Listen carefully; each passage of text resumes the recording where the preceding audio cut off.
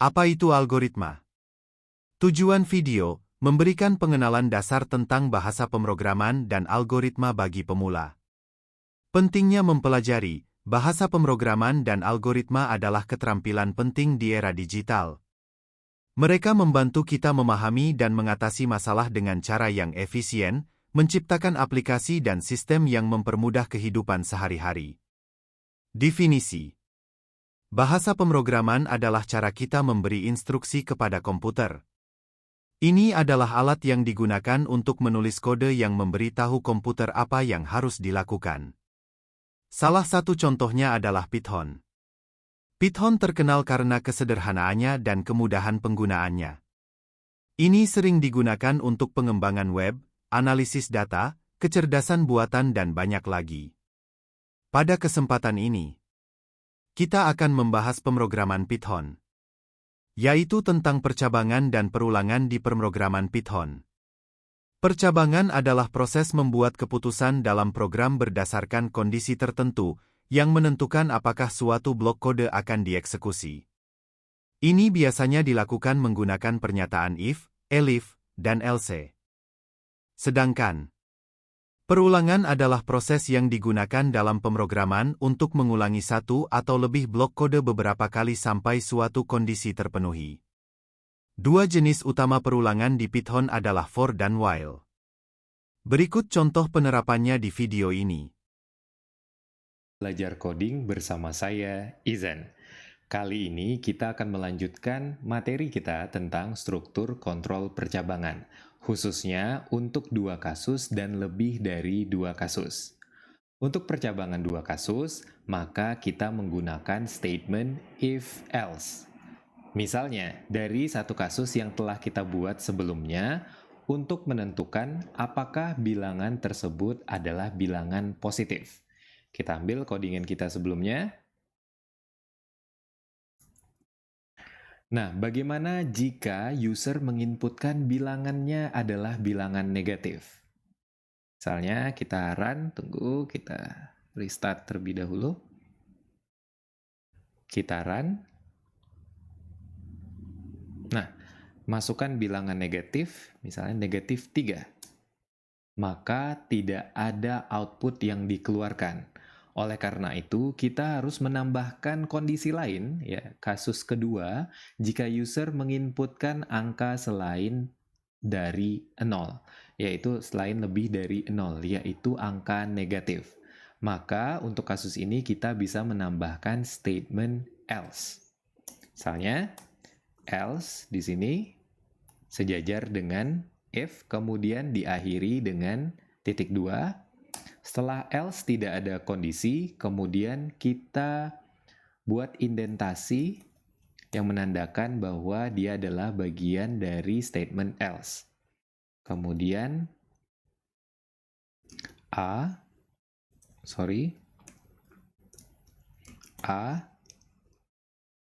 adalah bilangan negatif.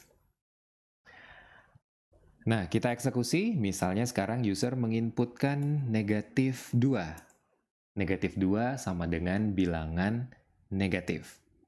Nah, ini menandakan bahwa jika kondisi pertama false, maka tidak akan mengeksekusi sintak yang berada di statement tersebut karena kondisinya false, berarti dia akan mencari kondisi lainnya. Nah, di sini kondisi lainnya adalah selain dari bilangan lebih dari 0.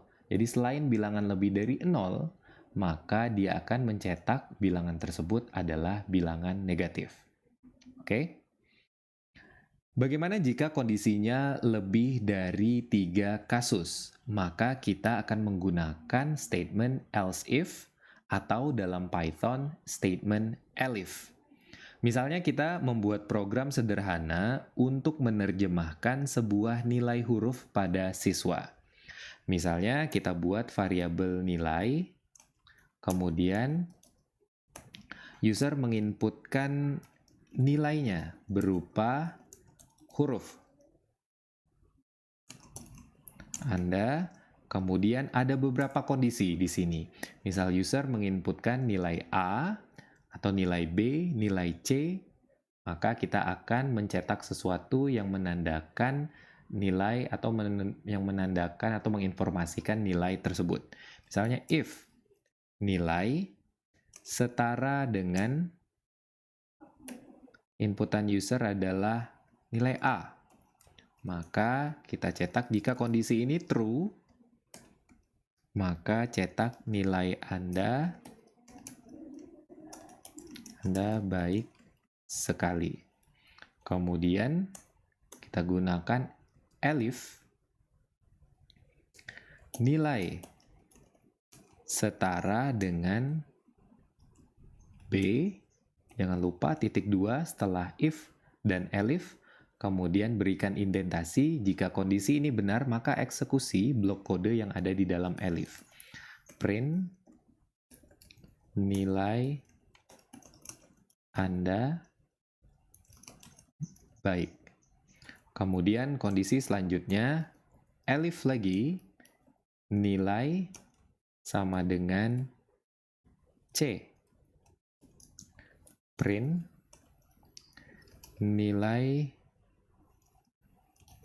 Anda cukup. Nah, terakhir kita tutup dengan else. Jadi selain A, selain B, selain C, selain itu maka akan dianggap else.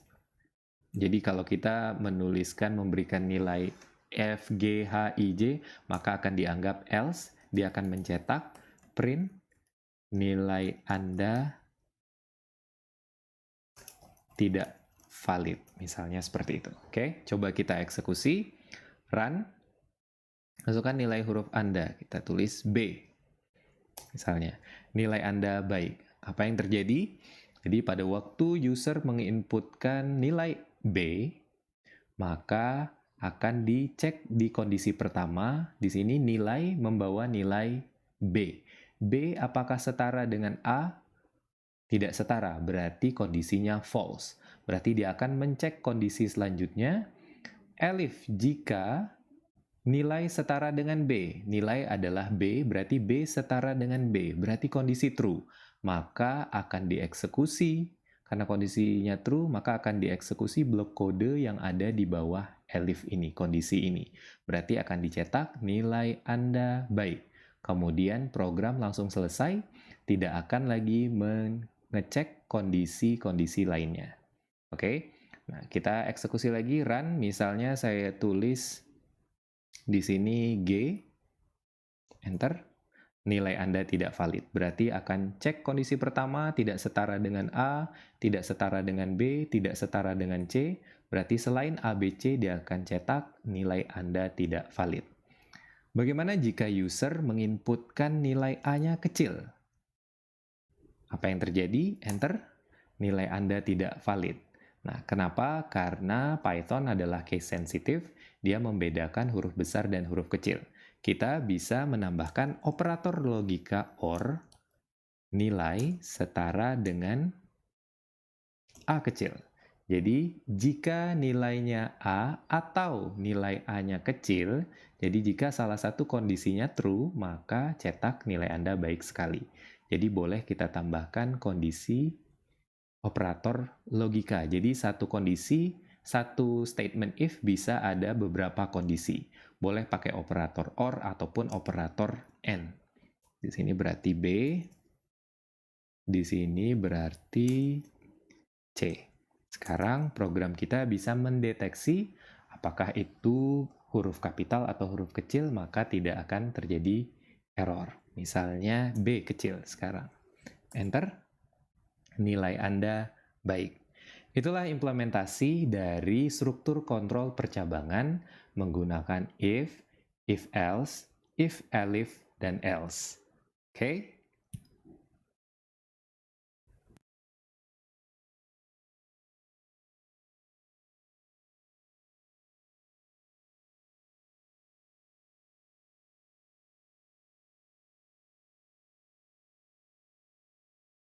Halo, kembali lagi di channel Belajar Coding bersama saya, Izan.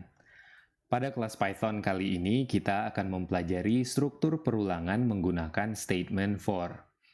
Dengan perulangan, satu atau kumpulan statement dapat diulang secara mudah tanpa menuliskan statement tersebut berkali-kali. Jadi coding kita bisa lebih singkat dan sederhana. Penulisan statement for pada bahasa Python seperti berikut. For, kemudian kita tentukan variabel indeksnya. Di sini kita buat variabel indeks i, kemudian in, dan pada perulangan for kita bisa menambahkan fungsi range. Fungsi range di sini untuk perulangan agar spesifik berapa kali perulangannya. Misalnya kita ingin spesifik perulangannya sebanyak 10 kali. Berarti kita tinggal tambahkan angka 10 di dalam fungsi range. Kemudian setelah itu statement for diakhiri dengan titik 2. Nah, kemudian tambahkan indentasi, ini menandakan statement yang ada di dalam indentasi adalah bagian dari perulangan for. Misalnya di sini statement print, berarti di sini adalah bagian dari perulangan di atasnya, yaitu for. Kita ingin mengulang buku ke, ya berarti buku ke akan ditampilkan berkali-kali sebanyak 10 kali. Kemudian ingin menampilkan nilai variabel indeks i. Nah, dengan fungsi range, maka secara default nilai i di awal adalah 0. Oke. Kemudian akan melakukan perulangan dari 0 sampai 9. Totalnya adalah 10 kali perulangan. Jadi nilai awal 0, karena nilai i masih 0, maka dia akan naik lagi, berulang lagi, cetak lagi buku ke setelah 0, 1, berulang lagi, cetak lagi buku kedua, berulang terus sampai akhirnya sampai nilai indeksnya mencapai nilai 9, sehingga perulangan selesai dan program juga berhenti dieksekusi. Kita coba 0 sampai 9. Oke.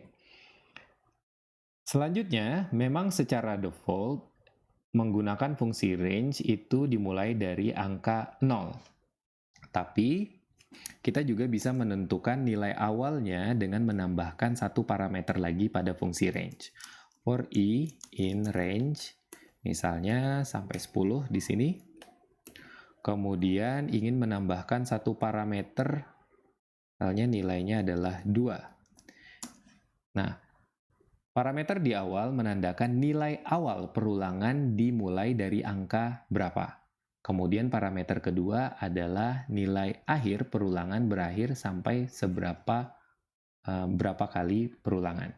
Berarti perulangan akan dimulai dari angka 2 dan berakhir kurang dari 10, yaitu 9. Kita coba print buku ke.